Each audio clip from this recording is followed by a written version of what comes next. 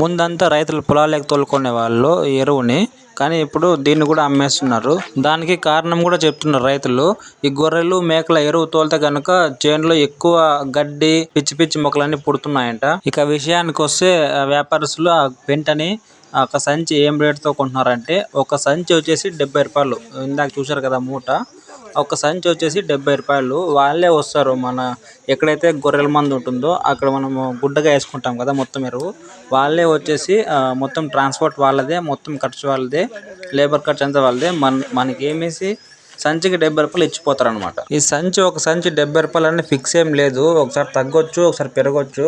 85 పోయిన సందర్భాలు కూడా ఉన్నాయి ఒక సంచి. సో ఫ్రెండ్స్, గొర్రెల కాపరులకైతే ఇదైతే లాభదాయకమే. ఒక 100 గొర్రెలు ఉంటే కనుక దాని పెంటలో నెలకి మనకి 6 నుంచి 7 వేల దాకా వస్తుంది. వాళ్ళ డీటెయిల్స్ కావాలనుకుంటే కామెంట్ చేయండి.